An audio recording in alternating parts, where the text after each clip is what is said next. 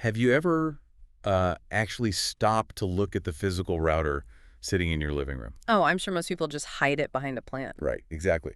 Or, thought about the literal wires buried in the drywall of your apartment and wondered how the audio you are streaming right now isn't just completely disintegrating into digital gibberish. It is kind of a miracle when you think about it. Seriously, think about the physical reality of what is happening at this exact second. You are streaming this deep dive. Maybe someone in the apartment next door is streaming a 4K movie. Yeah, and someone across the street is executing a high-frequency secure banking transaction. Exactly. Thousands of people in your immediate vicinity are uploading videos, sending texts, making VoIP calls, and all of those ones and zeros, billions of them, are flying down the exact same physical wire At the exact same time. at the exact same time. How does your device know which specific microscopic electrical pulses belong to this audio stream and which ones belong to your neighbor's movie? It's one of those modern engineering miracles that we've collectively decided to just take for granted. We treat the internet like it's this ethereal, magical cloud that just exists in the air. Which it definitely doesn't. No, the reality is fiercely physical. The fundamental constraint in global communication hasn't actually been the data itself for decades. We can generate infinite amounts of data. Right. The hard constraint is the physical medium. We are talking about copper wires trenched under city streets, optical glass cables stretched across the freezing floor of the Atlantic Ocean. And the literal vacuum of space used for satellite transmission. Yes, the physical layer has a hard mathematical capacity. Mm. We only have so much physical reality to work with, and multiplexing is humanity's architectural solution to that physical scarcity. And decoding that invisible backbone is exactly our mission for this deep dive. To unpack this, I've been poring over a pretty wild stack of sources. You really dug into it this time. I really did. Yeah. I'm talking dense university data communications lectures, actual architectural blueprints for modern telecommunications networks. Oh, wow, the blueprints too. Yeah, and some really fascinating biology texts detailing advanced genetic testing. But I also went looking for the human element, and I found this surprisingly dramatic, highly relatable Reddit thread. Networking subreddits are always a goldmine. They are. It was full of bewildered networking students and engineers who were just losing their minds trying to keep these networks running. Which is entirely understandable once you look at the sheer scale of the engineering involved. It's massive. If you pull back and look at the macro picture, multiplexing isn't just some niche IT concept. If this technology suddenly stopped working tomorrow morning, the modern world simply ceases to function. The internet goes dark. Completely dark. Wow. 5G networks collapse. Global financial trading systems halt entirely. Even life-saving biological diagnostics, which we'll get into later, rely on this exact same underlying philosophy. It is the invisible hand organizing the absolute chaos of our digital lives. So, okay, let's unpack this. Let's start by looking at the alternative. I want to imagine a world without it. A monoplex world. Monoplex world, right. A world where multiplexing just doesn't exist. Let's say you want to call a friend on the phone.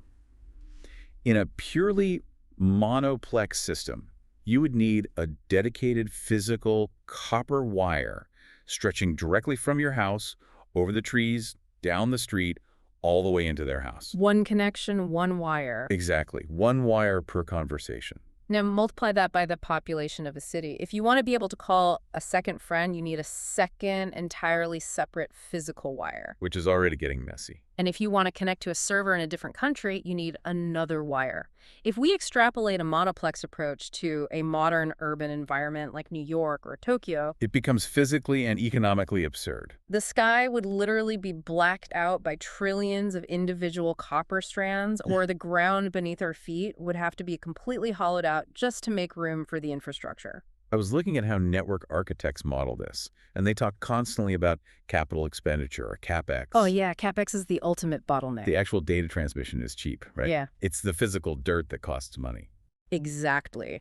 Laying physical cable is violently disruptive and staggeringly expensive. You have to secure government rights of way, tear up concrete, block traffic, pay construction crews. And physically pull tons of heavy materials through the earth. You cannot afford to lay new cable every time a new user comes online.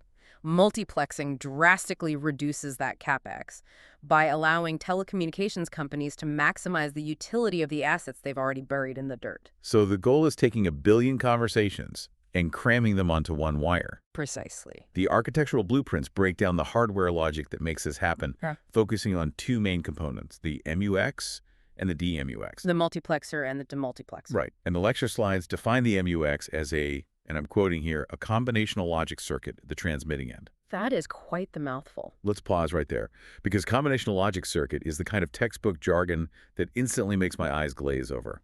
Let's ground that in physical reality. What is actually happening inside that box? Fair enough. Think of it less as an abstract math concept and more as a highly sophisticated, high-speed traffic cop. Okay, traffic cop. A combinational logic circuit simply means the output is determined purely by its current inputs. It doesn't have a memory of what happened 10 minutes ago. It's just reacting in real time. Right. The MUX, the multiplexer, sits at the transmitting end of the line. It has multiple input ports. Let's say it has 2 to the power of n inputs. These could be audio streams, video feeds, sensor data, whatever. Exactly. The MUX's job is to take all of these disparate, chaotic inputs and combine them into one single, highly organized, dense output stream. Meticulously assigning specific resources. Yes, to ensure they don't bleed into one another. And then on the other side of the ocean or the other side of the city, you have the DMUX doing the reverse. The demultiplexer, yes. It sits at the receiving end, takes that single dense input, reads the organizational logic the MUX applied, And separates them back out. separates the signals perfectly, and routes them to their correct individual destinations. One of the sources used the concept of a zip file to explain this, and it immediately clicked for me. The zip file is a great analogy. Right. Because if you have 50 separate heavy PDF documents that you need to email to a team across the world, sending 50 separate emails with 50 individual attachments is a nightmare. It clogs up the network, triggers spam filter. It's highly inefficient. Instead, you zip them together into one single compressed archive file. That one file travels across the internet highway. And when it arrives, The recipient unzips it, and all 50 individual files are perfectly restored in their original folders. Zipping them up is the MUX, and unzipping them is the DMUX. it's that exact same philosophy, just implemented on a massive, continuous, hardware-level scale. But what's genuinely fascinating about this is the timeline. We associate this with 5G and fiber optics, but the fundamental problem of physical scarcity goes all the way back to the 1860s. Oh, absolutely. The era of the electric telegraph. Right. Messages could only be sent one at a time, and often only in a single direction. It was an agonizing bottleneck. You had telegraph operators physically waiting for a line to clear. The sources single out an inventor in France in 1874 named Émile Baudot. He created a system that allowed simultaneous transmissions over the same telegraph line. A pioneer. I looked a bit into his specific hardware, and it was entirely mechanical. He built this spinning distributor, literally a rotating brush sweeping across electrical contacts. So that multiple telegraph operators could type on a 5-key piano-like keyboard at the exact same time. Yes, the rotating brush would grab a split second of electrical current from operator 1, then operator 2, then operator 3, and send them down the wire. It was brilliant. And completely revolutionary. Baudot effectively invented the earliest mechanical version of time division multiplexing, which we'll discuss deeply later. And that necessity only exploded a few years later. When Alexander Graham Bell and Elisha Gray started figuring out how to send actual continuous human voices over telephone lines. Because you couldn't just use a rotating brush for a voice. No, a voice is an analog wave, not a distinct click. Suddenly, the demand for sending multiple complex analog signals simultaneously skyrocketed. Which perfectly sets up the first major technological leap that dominated the 20th century. Frequency division multiplexing. Exactly, FDM. The method network engineers used to handle those continuous analog voice waves. Let's unpack the physics of FDM. Because it's an analog technique, we aren't dealing with digital ones and zeros. Right, we are dealing with continuous electromagnetic waves. The university slides detail how FDM relies on a process called modulation. When you speak into a telephone, your voice creates a baseband signal. Baseband, got it. FDM uses that baseband signal to modulate a distinct carrier frequency.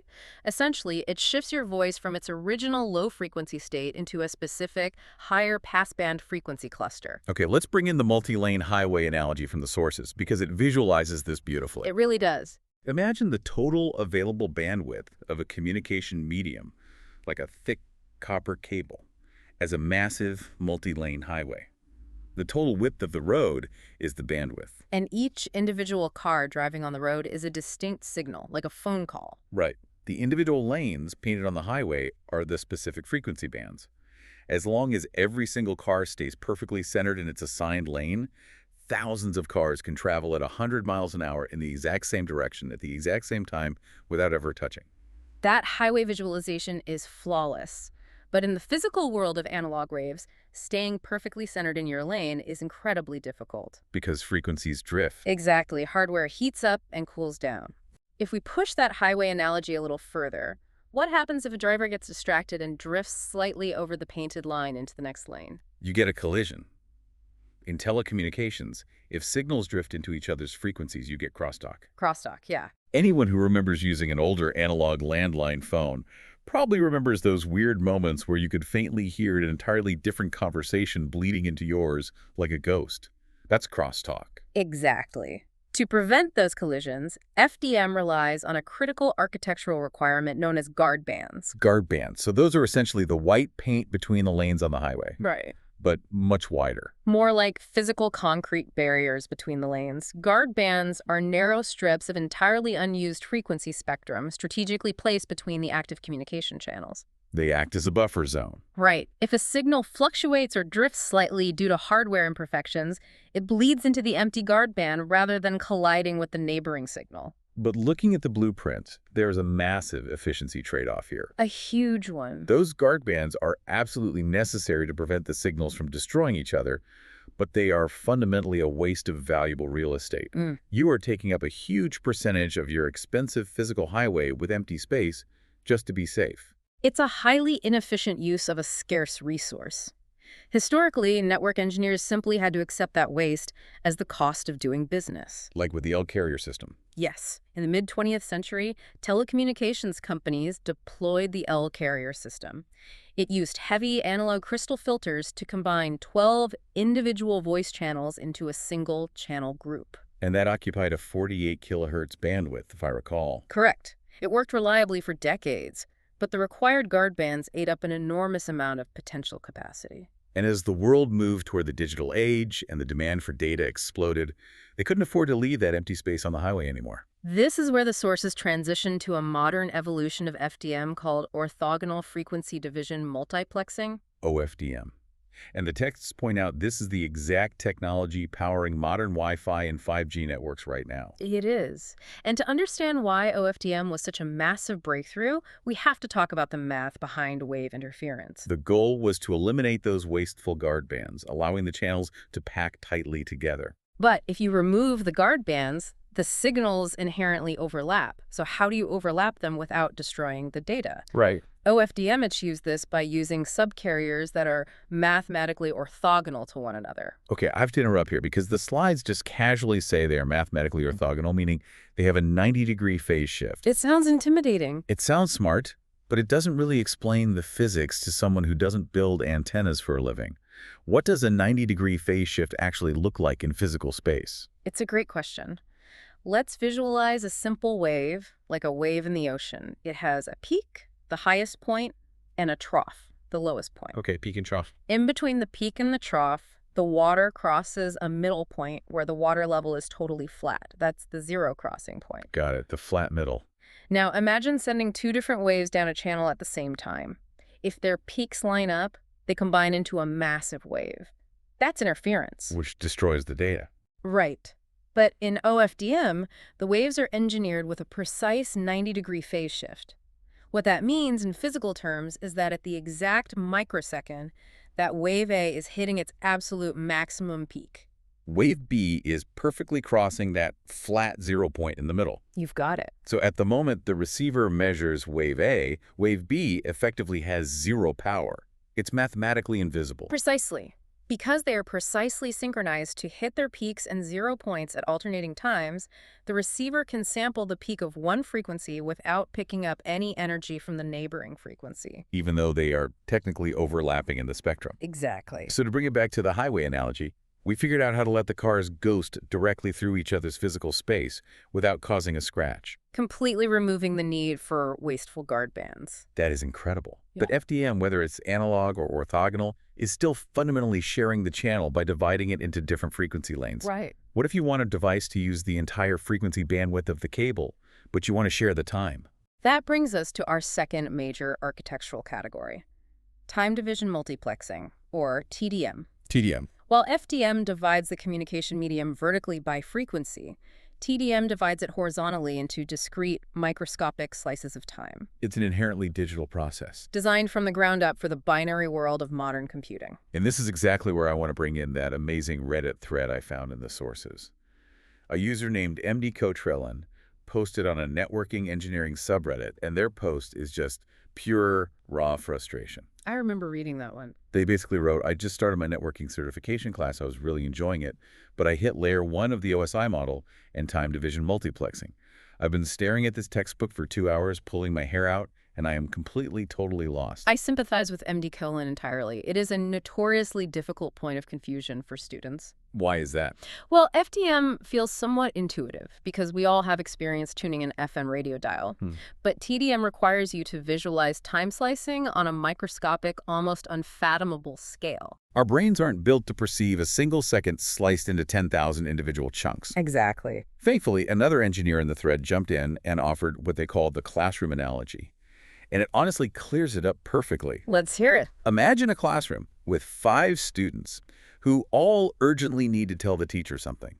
If all 5 students shout at the exact same time, the teacher hears nothing but chaotic noise. It's a complete data collision. So the teacher institutes a rigid rule. Each student gets exactly 1 minute to speak, one after the other. Student 1 gets 60 seconds, then student 2 gets 60 seconds, all the way to student 5. And then the cycle loops back around to student 1. That is PDM. You are taking turns using the entire audio bandwidth of the room. And that specific, rigid implementation of taking turns is called synchronous TDM. It is incredibly reliable, highly deterministic, and entirely unforgiving. Every connected device gets a fixed, predetermined time slot. Yes. Those individual time slots are grouped together into larger structures we call frames. The math is simple. If you have n connections, you have n slots per frame. The university slides dive into the hardware mechanics of this, describing a process called interleaving. Right, interleaving. You have to visualize TDM as 2 extremely fast rotating switches, one on the transmitting MUX and one on the receiving DMUX. And they are perfectly flawlessly synchronized, rotating at the exact same speed. As the switch spins and connects to an input line for a fraction of a millisecond, it grabs a chunk of data, maybe a single bit, maybe a whole byte. And throws it onto the shared line. Then it rotates to the next input, grabs a chunk, throws it on the line. And the switch on the other end is spinning in perfect harmony, catching those chunks and throwing them onto the correct output lines. But wait, I have to challenge this model. In a real-world network, you don't just have identical devices. That's very true. What if the inputs are generating data at drastically different speeds? What if one input is a slow temperature sensor taking a reading once a minute, and another is a high-speed video camera? It's a huge problem. If the physical switches are rotating at a constant, unyielding speed, how does the hardware handle the mismatch without dropping data? That is the exact engineering hurdle that makes TDM so complex to implement.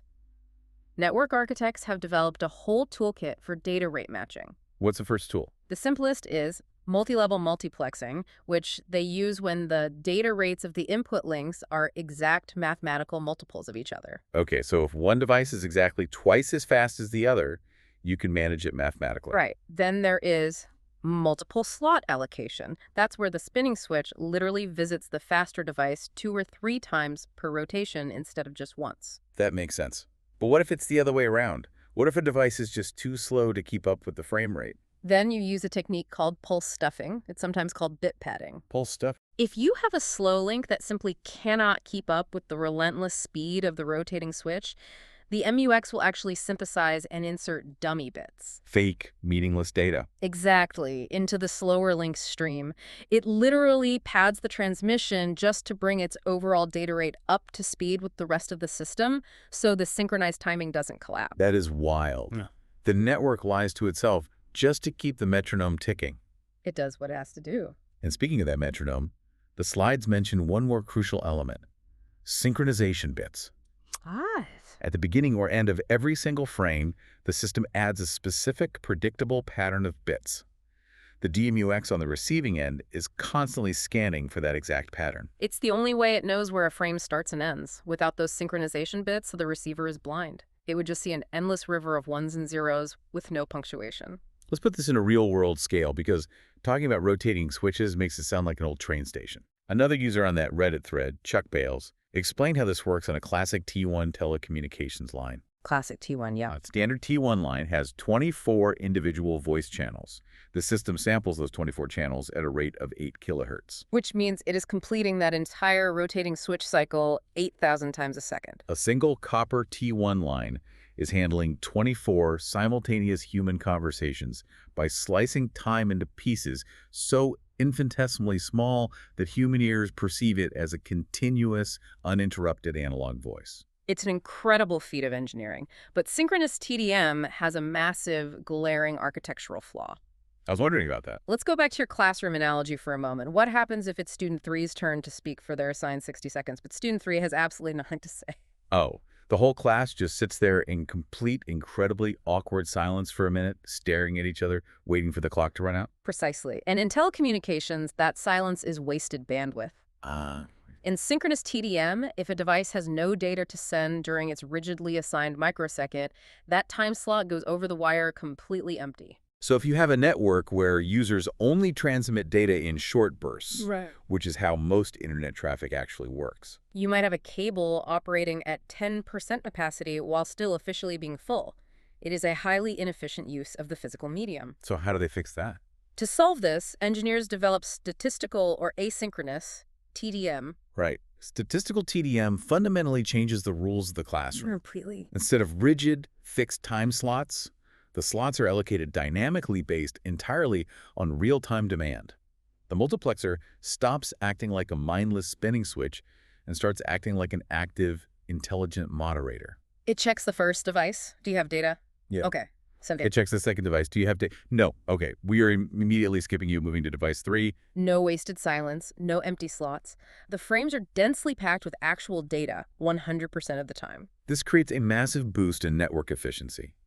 It relies on the statistical probability that not everyone on the network will be transmitting at their maximum capacity at the exact same moment. Because of this, you can actually oversubscribe the network.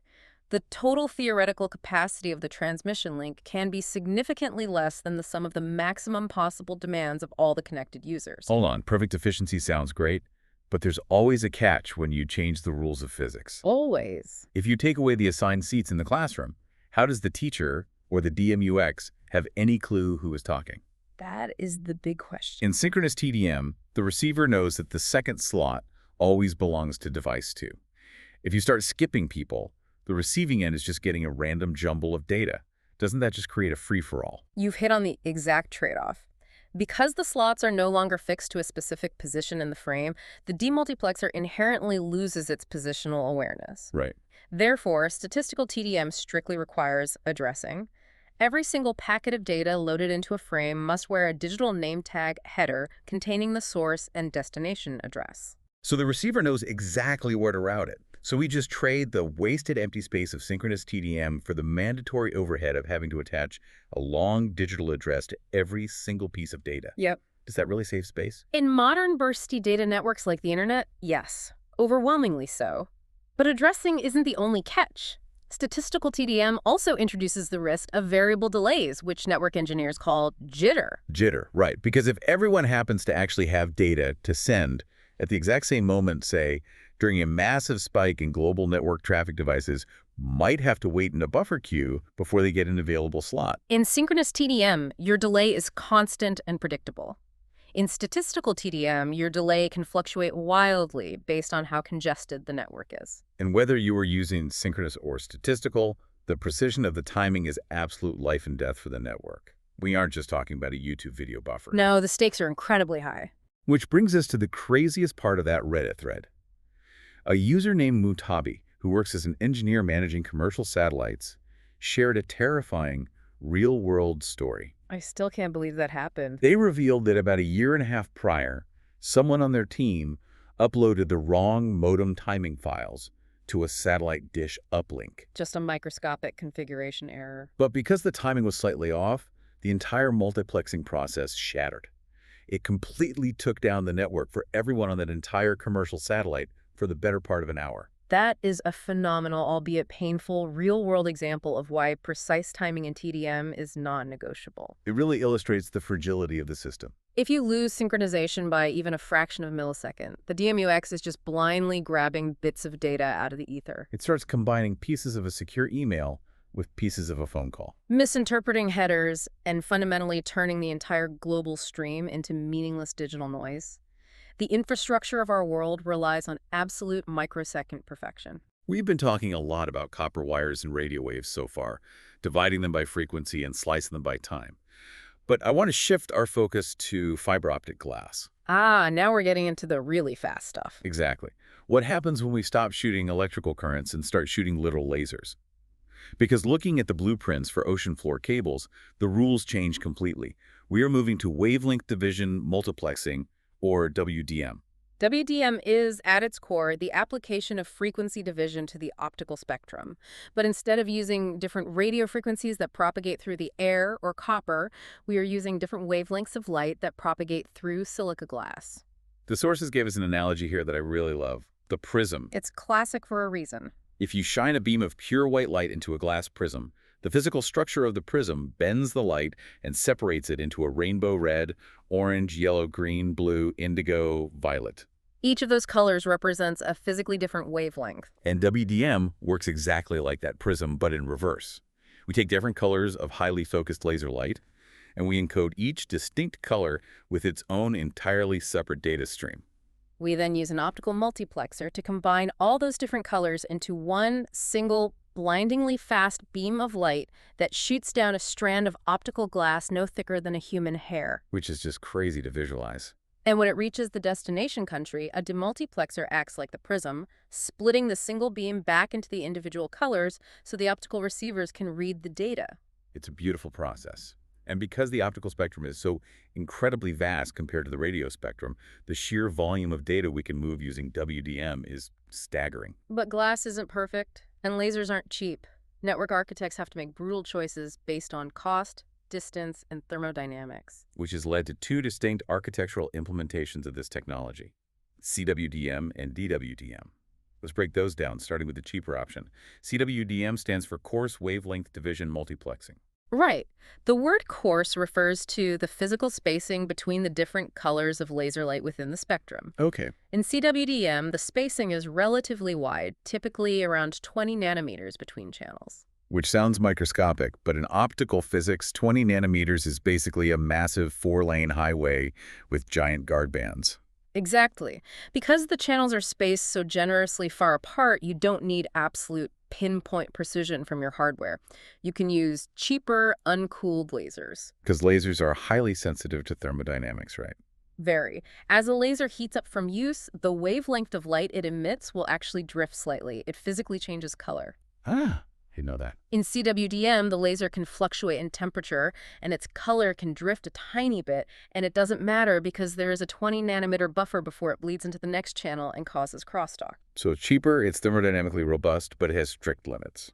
The sources note that CWDM is primarily the workhorse for enterprise campuses or metropolitan area networks. Basically connecting a bank's headquarters to its branch offices across the same city. It taps out at short distances, usually around 80 kilometers.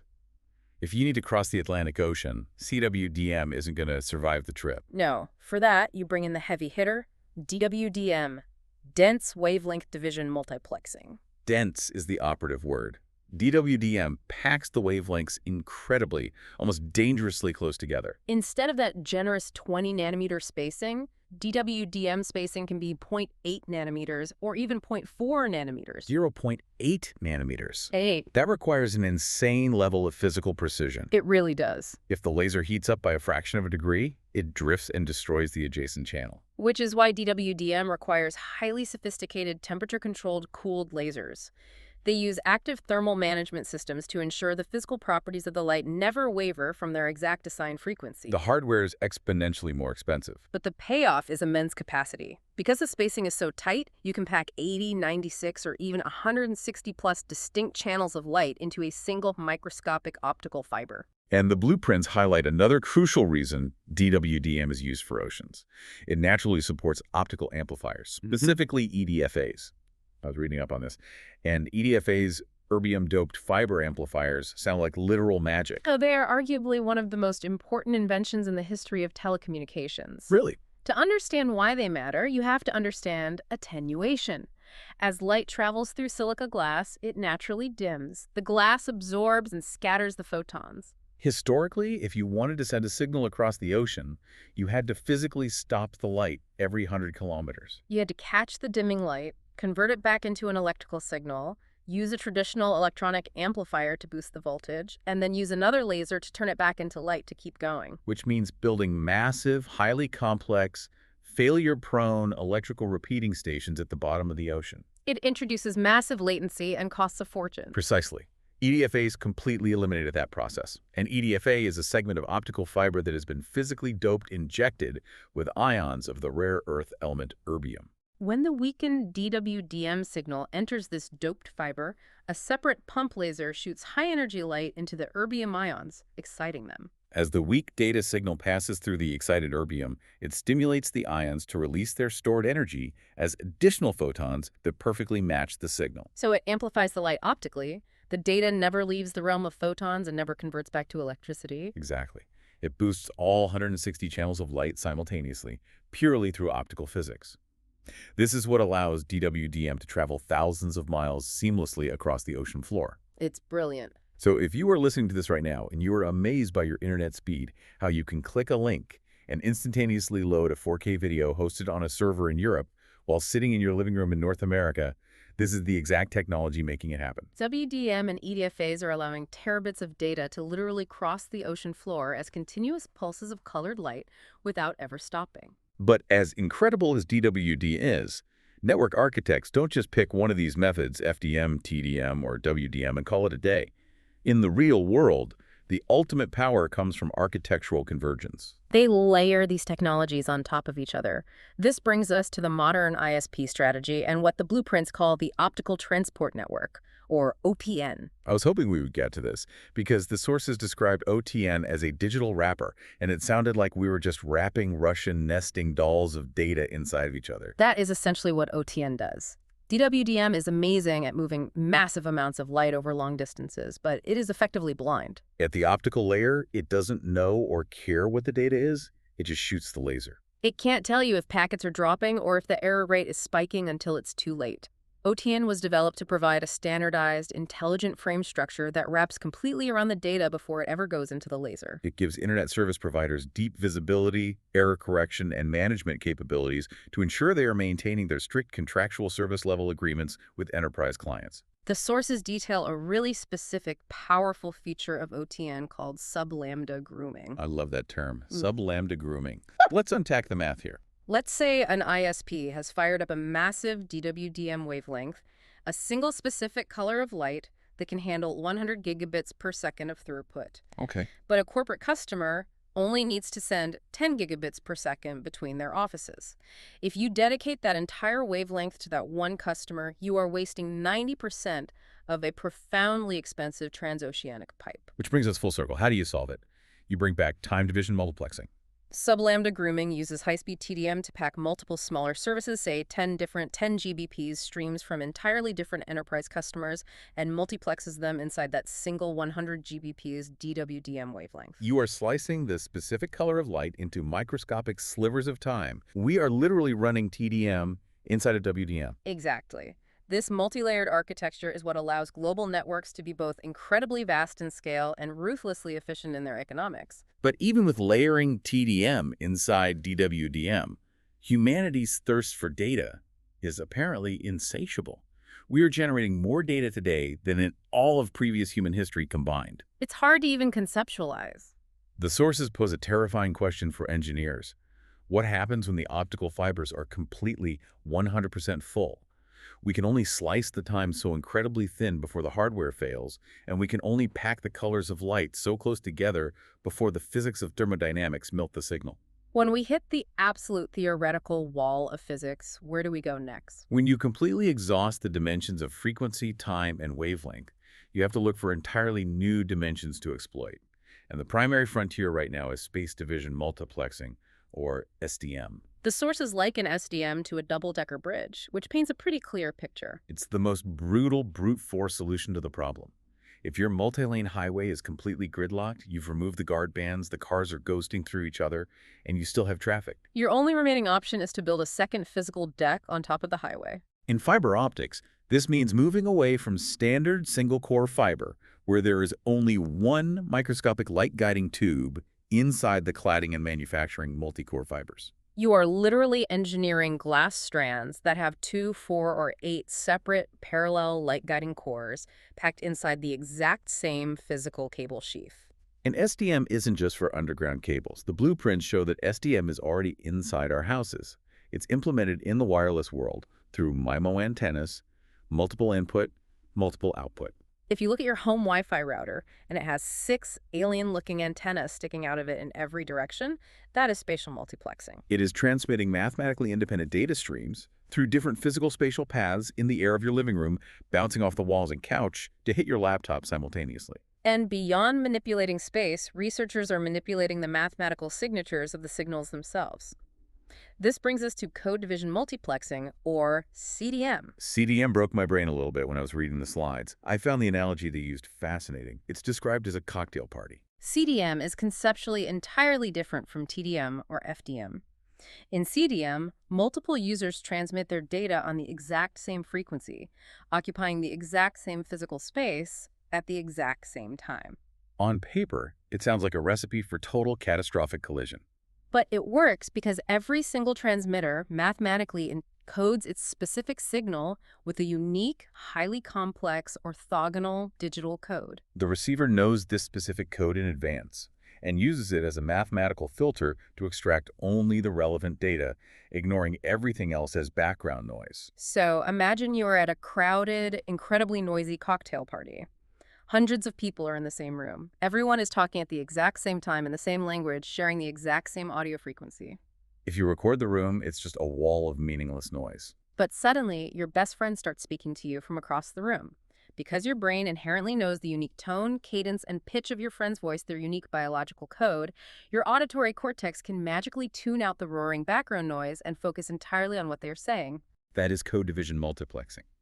The noise is still physically hitting your ear, but the mathematical filter isolates the signal. It's a highly resilient form of multiplexing, historically heavily used in military communications because it's so difficult to jam or intercept without knowing the specific mathematical code. But the absolute cutting edge, the technology that is actively pushing the boundaries of theoretical physics in university labs right now, is OAM multiplexing. Orbital angular momentum. This was the wildest part of the research stack. OAM sounds like pure, hard science fiction. I actually had to reread the physics paper twice to make sure I wasn't misunderstanding it. It does sound like sci-fi, but it is very real, and it revolves around an exotic property of light known as vortex beams. Normally, when we think of a laser beam shooting down a fiber or through the air, we think of a straight, flat wave of light, right? Like a continuous flat arrow propagating through space. But quantum physicists have figured out how to physically twist the phase of the light wave as it travels. A vortex beam has a helical phase front. Imagine the light traveling through space, not like a flat arrow, but twisting around its axis like a spiraling corkscrew or a spiraling staircase. And the sources say these twisting corkscrews of light are mathematically distinguished by something called their topological charge. Because you can twist the light incredibly tight, or you can twist it loose and wide. You can have infinite different modes of OAM. And because of the quantum mechanics involved, a beam with a topological charge of +1 is completely orthogonal or independent to a beam with a charge of +2. Which means you can send multiple twisting beams of light, all spiraling at different topological charges, through the exact same physical space on the exact same laser frequency without them ever physically interfering with each other. The receiver simply decodes the specific twist. And the researchers aren't stopping there. They are layering OAM on top of everything else we've talked about. The paper cited a recent breakthrough where scientists took OAM, twisting the light into corkscrews, combined it with WDM using dozens of different colors, and added PDM. Polarization division multiplexing, which separates waves based on their horizontal or vertical physical orientation. By stacking all of these multiplexing techniques simultaneously, they achieved experimental wireless transmission speeds of 938 gigabits per second.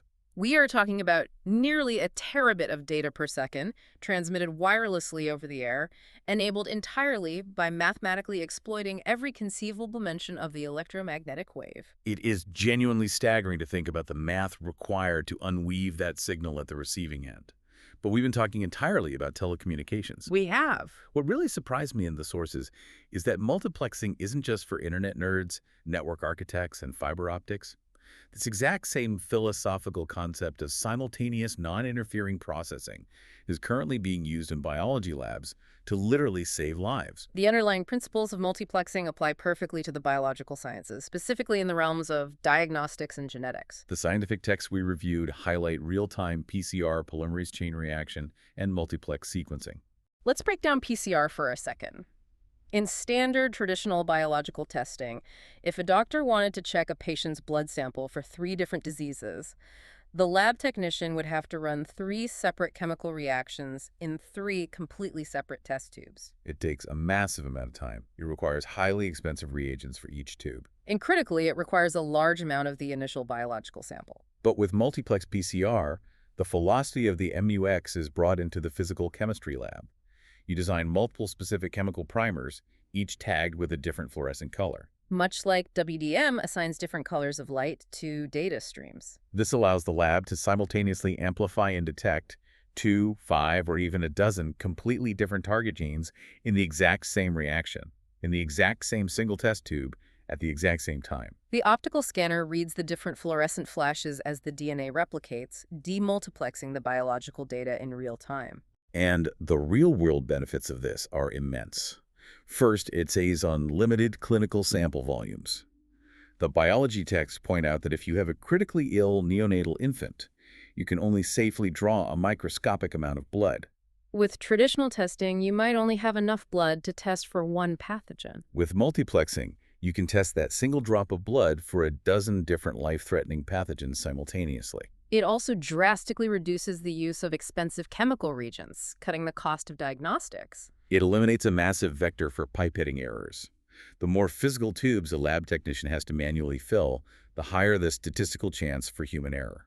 And finally, it fundamentally improves the scientific precision of the test. By amplifying multiple genes in the exact same physical well, you subject all of the targets to the exact same temperature fluctuations and environmental conditions, eliminating tube-to-tube variability. It's the exact same philosophy as the zip file or the multi-line highway, just applied to organic chemistry, achieving maximum efficiency in a rigidly constrained physical environment. Which brings us to the ultimate question for you, the listener. You are in your car or at your desk or going for a run right now listening to this deep dive. Why does knowing about orthogonal phase shifts, erbium-doped fibers, and twisting vortex beams actually matter to your daily life? It ultimately comes down to the critical difference between quality of service, or QoS, and quality of experience, or QoE. QoS is purely a technical contractual metric. An internet service provider guarantees they will deliver 500 megabits per second to your modem. But QoE is how it actually feels as a human being to interact with the network. Because if that 500 megabits arrives with terrible jitter because the statistical TDM buffer is overloaded, your video call is going to stutter and freeze, even if the ISP claims they are fulfilling the contract. Multiplexing is the silent engine of QoE, optimized bandwidth management, slicing time and frequency with microscopic perfection, twisting light to squeeze just a little more capacity out of the air, directly translates to a digital life with 0 buffering. It means your pristine 4K video on demand doesn't suddenly drop to a blurry, pixelated mess just because your neighbor started a massive file download. It means your modern 5G network can handle a packed football stadium of 80,000 people, all simultaneously uploading high-definition videos without the cell tower collapsing under the weight of the data collisions. It enables seamless global edge network connectivity where you don't even perceive the physical distance your data is traveling.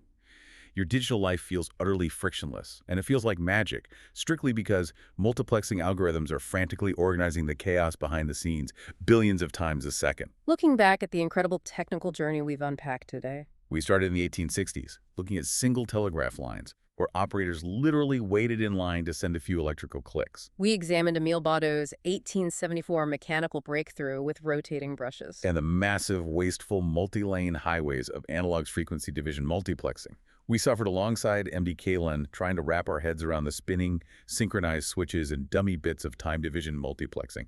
We shot lasers through prisms and utilized excited rare earth erbium ions to understand how DWDM packs 160 channels of light across the pitch-black ocean floor. We peered into the sci-fi future, looking at 938 gigabit twisting vortex beams and multi-core space division. And we grounded it all in how these exact same principles are saving lives in biological PCR testing. Multiplexing at its core is the ultimate architectural art form.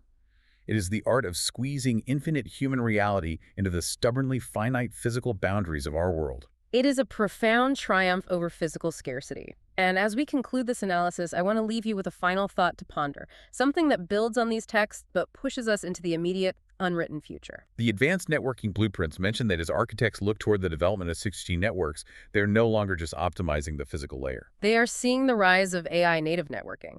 These future systems are beginning to standardize what researchers call the semantics of communication. What this means is that future networks may dynamically reallocate multiplexing resources based not just on the raw size of the data packet, but on the real-time intent and meaning of the application generating the data. Wait, let me make sure I'm understanding that. So the network isn't just a blind tube moving ones and zeros anymore? The MUX actually analyzes what we are saying and decides its priority. Exactly. The intelligence moves from the edges of the network into the multiplexer itself. This raises a profound question for you to mull over. If future networks learn to multiplex based on the actual meaning and intent of your communication, rather than just the mathematical size of the file, how will the Internet of Tomorrow decide whether your quiet, urgent whisper, say, a tiny string of data representing a remote medical heart monitor deserves absolute priority over the loud, massive, meaningless noise of a million people streaming a video game? will the network of the future eventually understand the inherent human value of our communication better than we understand it ourselves? That is a staggering thought to leave on. Will the infrastructure itself become the ultimate autonomous judge of the value of our data? We will have to wait and see. Thank you so much for joining us on this deep dive into the invisible, twisting, microscopic backbone of our connected world. Until next time, keep looking past the magic, keep asking questions, and stay curious.